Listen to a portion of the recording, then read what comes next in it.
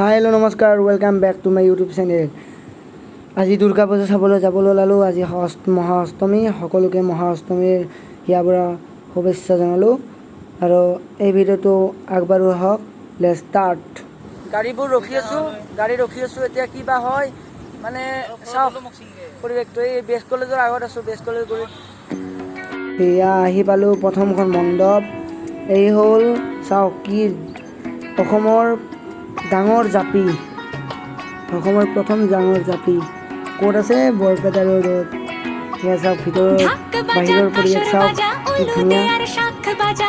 আৰু ভিতৰলৈ যাম, সেয়া চাওক ভিতৰৰ পৰিৱেশ।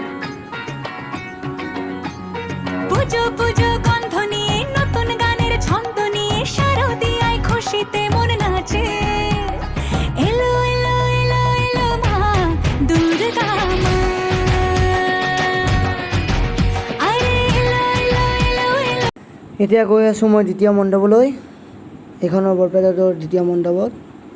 চাওক এয়া দ্বিতীয় মণ্ডপ। কাশবন দুলছে যে শাড়ি, কবে ঢাক দেবে ডাক, দিন গুনছে যে তারি।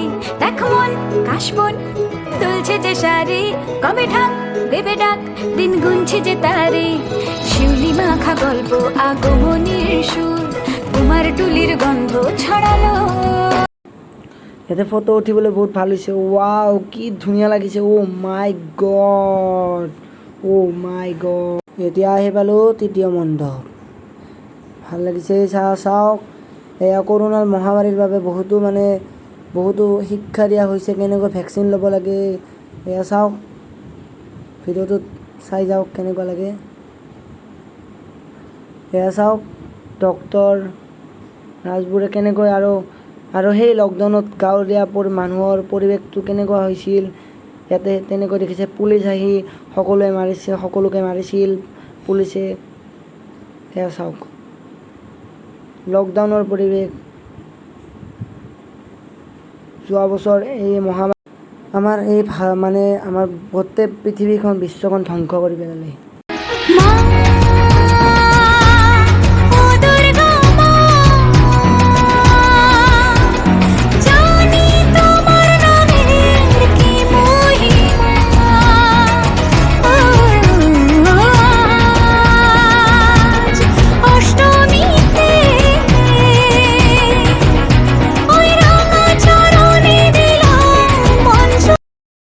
এয়া আন এখন মণ্ডপলৈ আহি পালোঁ।